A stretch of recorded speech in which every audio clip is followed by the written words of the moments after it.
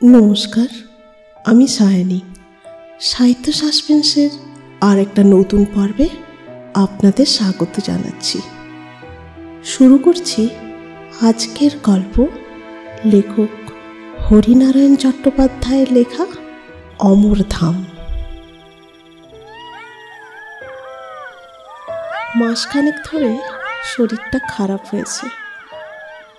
যাই খাই অম্বল হয়, বিকেলে মাথার যন্ত্রণা, রাতে ঘুম নেই, কাজে একেবারে উৎসাহ পাচ্ছি না।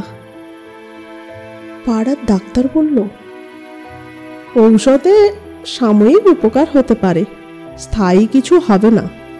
তার চেয়ে বরং ভালো জায়গা চেঞ্জ করে চলে যান, মাস দুয়েক থাকলেই সেরে যাবেন। কোথায় যাব তাই নিয়েই এক সমস্যা।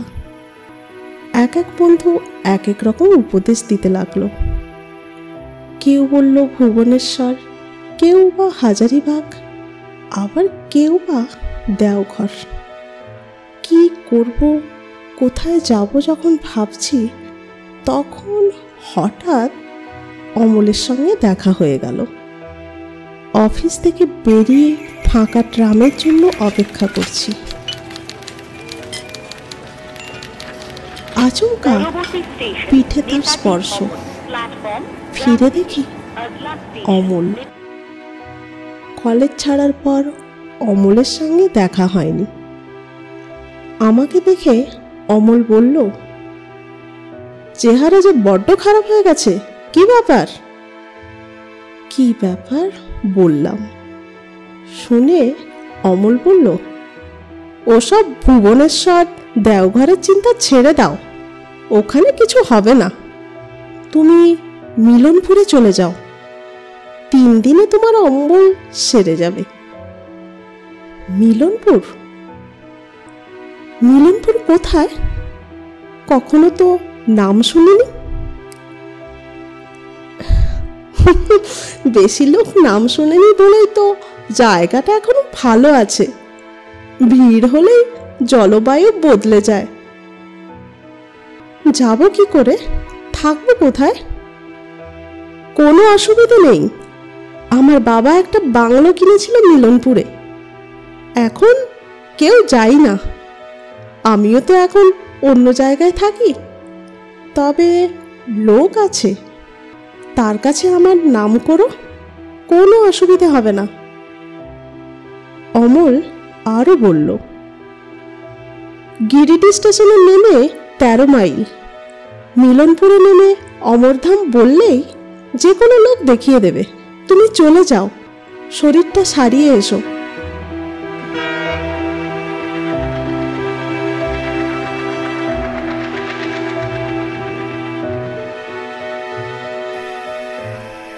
তাই গেলাম। মিলনপুরে যখন নামলাম তখন রাত প্রায় 8টা। চারিদিক অন্ধকার, একদিকে উঁচু নিচু পাহাড়, তার কোলে ঘন অরণ্য, আর একদিকে সরু নদী, প্রায় নালার মতন। কিন্তু কি জলের গর্জন! স্রোত পাথর থেকে পাথরে লাফিয়ে চলেছে। টর্চ জেলে কোনো রকমে এগোতে লাগলাম। সরু পায়ে চলা পথ, লাল মাটি, মাঝে মাঝে কালো পাথর। অন্যমনস্ক হলেই হোঁচট খাবার আশঙ্কা। পথের একপাশে একটা মুদির দোকান, মুদি ঝাঁপ বন্ধ করছিল। আমি গিয়ে দাঁড়ালাম। এখানে অমরধাম কোথায় বলতে পারো? মুদি লণ্ঠন তুলে কিছুক্ষণ আমার দিকে দেখে বলল, সেখানে তো কেউ থাকে না, বাড়ি একেবারে জঙ্গল হয়ে আছে। বুঝলাম। মুদি বাড়িটার সম্বন্ধে বিশেষ খোঁজ রাখে না। জঙ্গল হলে কি অমল আমাকে আসতে বলতো? এমন হতে পারে মালি হয়তো বাড়ির চারপাশ পরিষ্কার করে না, তাতেই আগাছা জন্মেছে। আমি বললাম, ঠিক আছে, বাড়িটা কোন দিকে বলো। মুদি বলল, সোজা চলে যান, সামনে একটা নিচু টিলা দেখবেন, সেটা বাঁ দিকে রেখে ঘুরে যাবেন।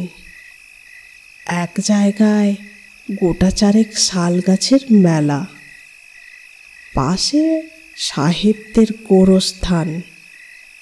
সেটা ছাড়িয়ে একটু এগোলেই সাদা প্রাচীর ঘেরা অমরধাম। এক হাতে সুটকেস, আরেক হাতে টর্চ, সাবধানে এগোতে লাগলাম।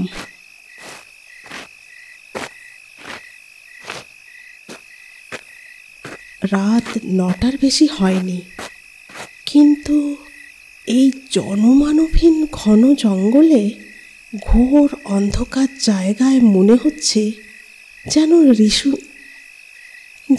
নিশুতি রাত।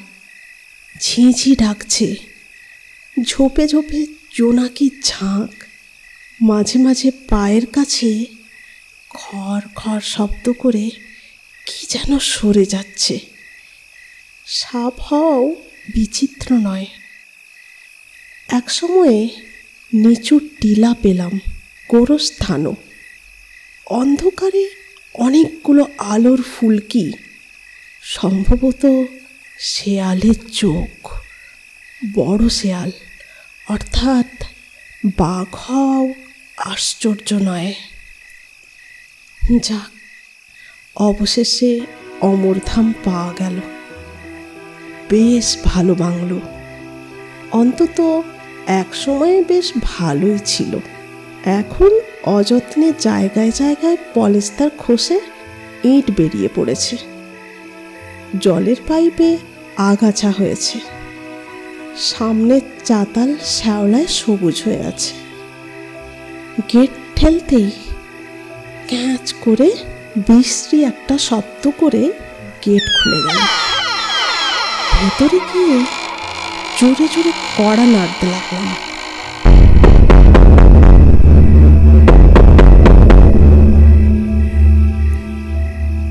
বারান্দায় গলা শোনা গেল,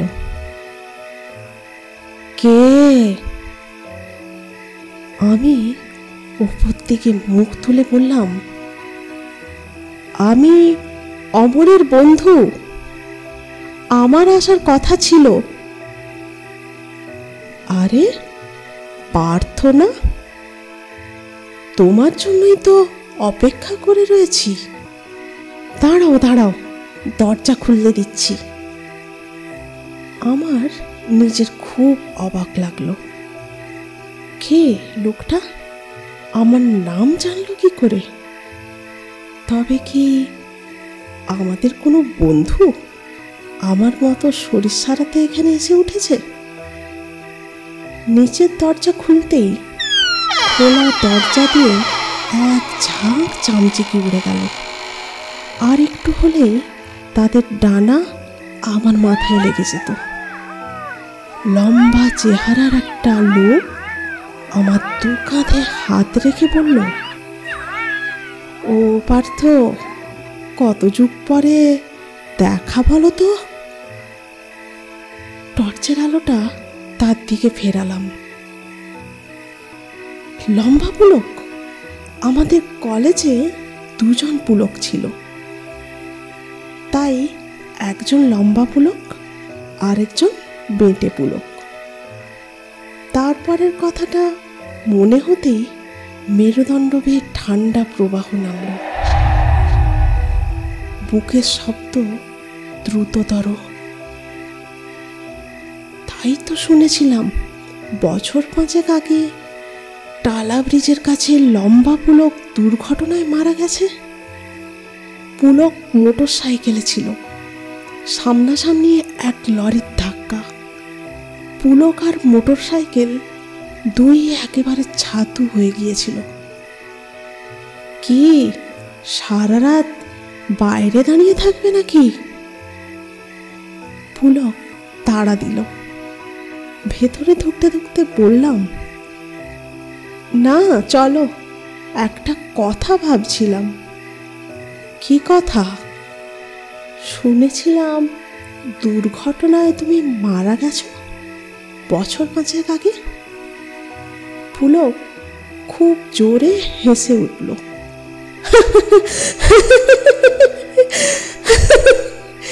আরে একরকম মরাই তো।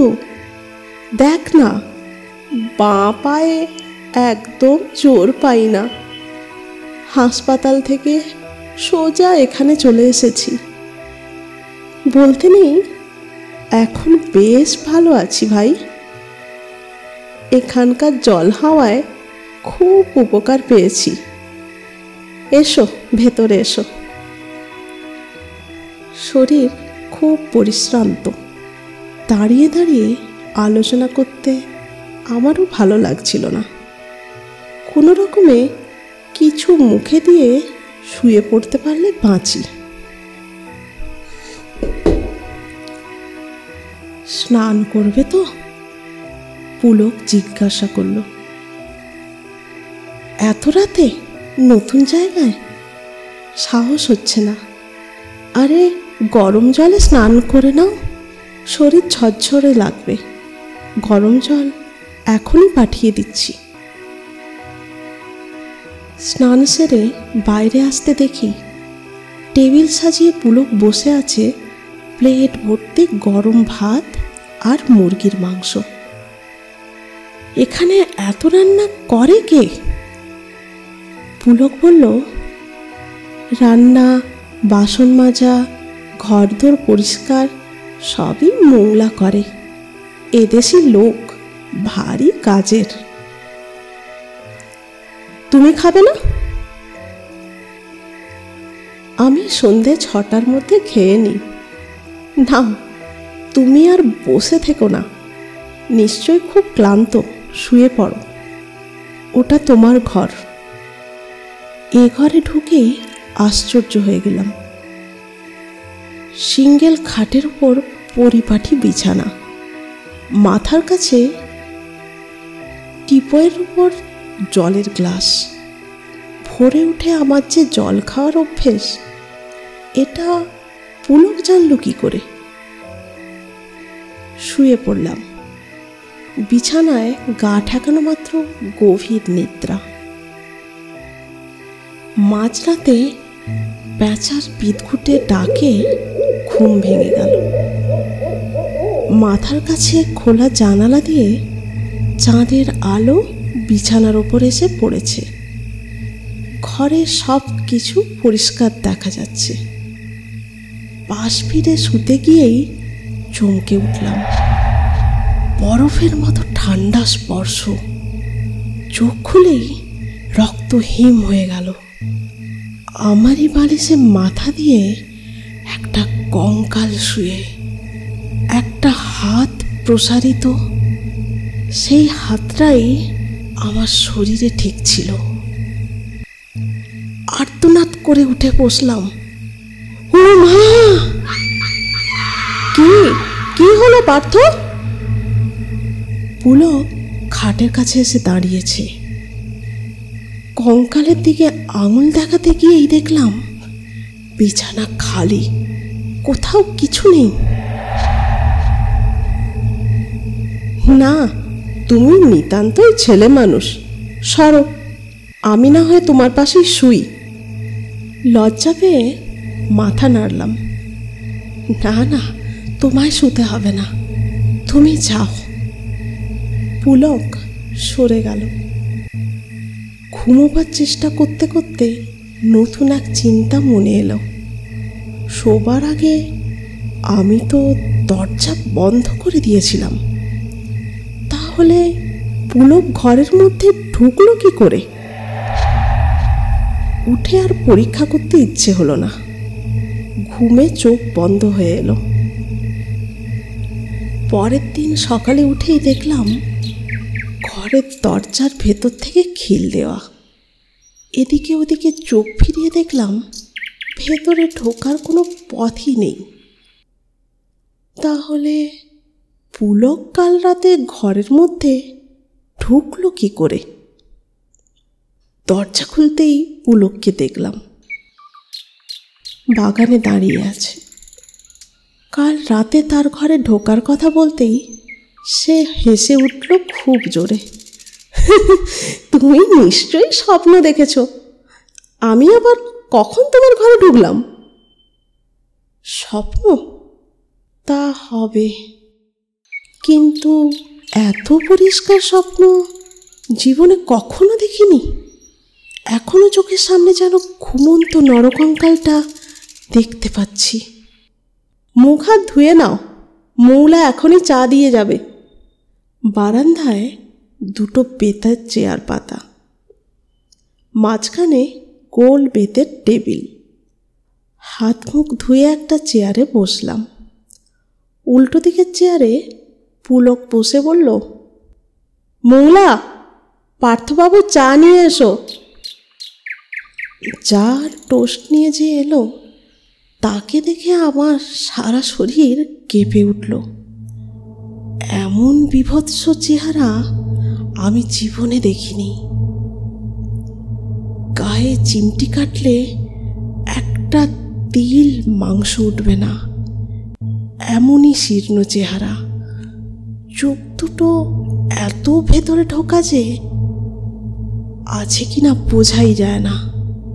সরু কাঠির মতো হাত পা, ঝকঝকে দাঁতের পাটি সর্বদাই বেরিয়ে। চা টোস্ট দিয়ে চলে যেতে আমি বললাম, লোকটার চেহারা দেখলে ভয় করে। পুলক বলল, মানুষের চেহারা আর কতটুকু, ছাল ছাড়ালে সবই সমান। মোংলার চেহারা যেমনই হোক, লোকটা কিন্তু খুব কাজের। তাছাড়া নিজের লোক ছাড়া আমরা তো আর যাকে তাকে রাখতে পারি না। নিজের লোক মানে খুব জানাশোনা। একেও এখানকার গাঁ থেকে অমলই জোগাড় করে এনেছে। খেতে খেতে বললাম, তোমার চা টোস্ট কই? পুলক উত্তর দিল, আমি এসব খাই না ভাই, সহ্য হয় না। ভোরে উঠে ছোলা ভিজানো খাই আদা দিয়ে। একটু থেমে পুলক বলল, তুমি বসো, আমি একটু ঘুরে আসি। এখন আবার কোথায় যাবে? একবার পোস্ট অফিসে যাব, তাছাড়া আরও দু এক জায়গায় ঘুরে আসব। তুমি আমার জন্য অপেক্ষা করো না, আমি বাইরে কোথাও খেয়ে নেব। সারাটা দিন পুলক ফিরল না, সন্ধ্যার সময়ও না। মোংলাকে জিজ্ঞাসা করতে সে বলল, বাবুর ফেরার কোনো ঠিক ঠিকানা নেই, কোথায় কোথায় যে যান। খাবার সময়ে এক কাণ্ড। বসে খাচ্ছি, পাশে মোংলা দাঁড়িয়ে। তাকে বললাম, একটু তরকারি নিয়ে এসো তো, আর দুখানা রুটি। মোংলা চৌকাঠের কাছ পর্যন্ত গিয়ে বাইরে হাত বাড়িয়ে তরকারি আর রুটি এনে দিল। ঠিক মনে হলো এগুলো নিয়ে কে যেন বাইরে অপেক্ষা করছিল। কিছু আর জিজ্ঞাসা করলাম না, কিন্তু এ বাড়ির বাতাসে কেমন যেন ভয়ের গন্ধ।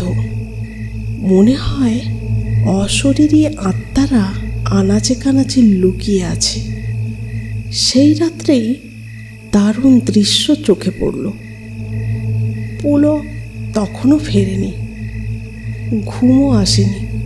বিছানায় শুয়ে এপাশ ওপাশ করছি। হঠাৎ বাইরে খড়খড় আওয়াজ।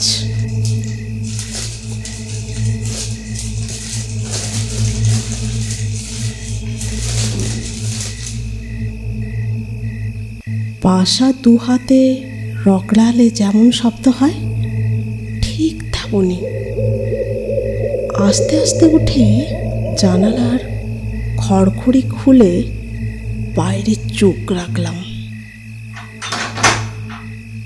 ম্লান চাঁদের আলো খুব স্পষ্ট নয়, আবার একেবারে অস্পষ্টও নয়। উঠোনের একটা ঘুড়ির উপরে দুটো কঙ্কাল ঘেঁষাঘেঁষি বসে, একজনের হাত আরেকজনের গলায়। আরেকটু দূরে একটা গাছের ডাল ধরে মোংলা দোল খাচ্ছে। কি লম্বা চেহারা, সারা দেহে কোথাও এক তিল মাংস নেই। চোখের দুটো গর্ত থেকে গাঢ় লাল রং বের হচ্ছে। অজান্তেই মুখ থেকে একটা আর্তনাদ বের হয়ে গিয়েছিল। ও মা, মা গো, এ কি ভয়ঙ্কর! ও মা! সঙ্গে সঙ্গে কঙ্কাল দুটো ফিরে দেখল। চোখ নেই, তবুও কি মর্মভেদী দৃষ্টি! বুকে রক্ত শুকিয়ে জমাট হয়ে গেল। আশ্চর্য কাণ্ড! একটু একটু করে কঙ্কাল দুটোয় মাংস লাগলো। সেকেন্ড কয়েকের মধ্যে দুটি পূর্ণ মানুষের মূর্তি ফুটে উঠল। তখন আর চিনতে অসুবিধে হলো না, একজন পুলক আর একজন অমল। কাঁপতে কাঁপতে বিছানায় গেলাম। সারা রাত ঘুমোতে পারলাম না। যা দেখছি তারপর ঘুমোনো সম্ভব নয়। বাইরে খটখট শব্দ।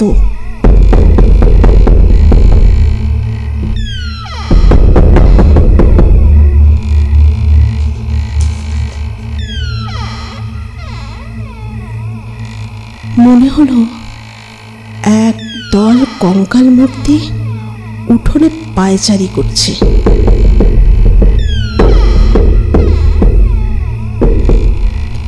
সেই শব্দের সঙ্গে পেঁচার ডাক, বাদুড়ের ডানার ছটপটানি মিশে ভয়াবহ অবস্থার সৃষ্টি করল। ভোর হতে আর এক মুহূর্ত অপেক্ষা করিনি। সুটকেসটা হাতে নিয়ে ছুটতে লাগলাম।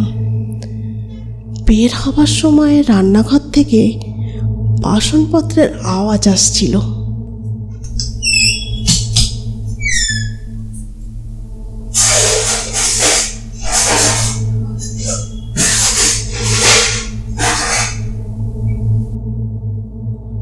একটু পরেই হয়তো মোংলা চা নিয়ে সামনে এসে দাঁড়াবে। দিনের আলোতেই মোংলার মুখোমুখি দাঁড়াবার সাহস আমার নেই।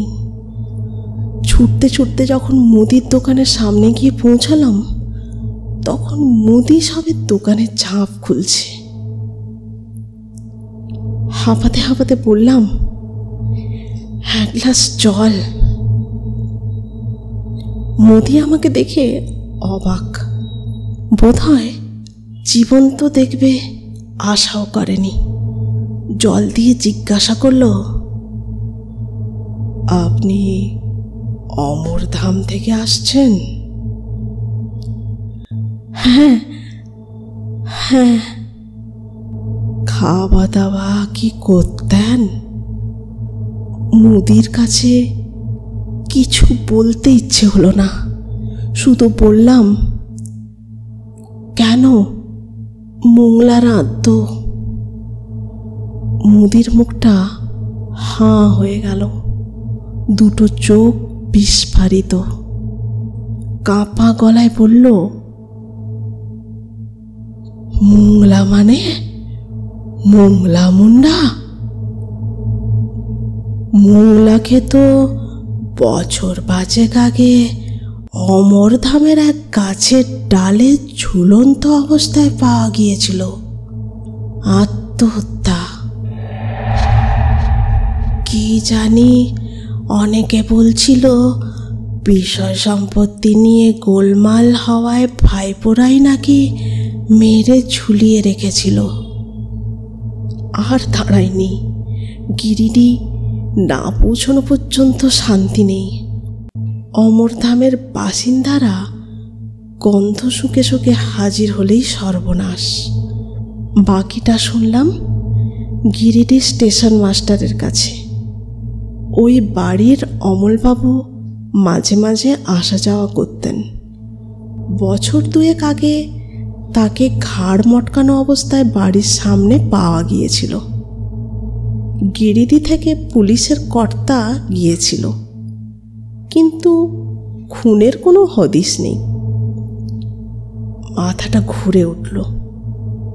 তাহলে কলকাতার রাস্তায় অমলের সঙ্গে দেখা, আমাকে মিলনপুরে আসার আমন্ত্রণ করা, এসবের কি ব্যাখ্যা হতে পারে? আর পুলকের দুর্ঘটনায় মৃত্যু, এ তো আমার জানাই ছিল। নিজেদের দল বাড়াবার জন্য কি আমাকে ডেকে আনা হয়েছিল? তাহলে হাতের মুঠোর মধ্যে পেয়ে ছেড়ে দিল যে? গলায় পইতে আছে বলে কি জানি। যত ভাবি এ প্রশ্নের কোনো উত্তর পাই না।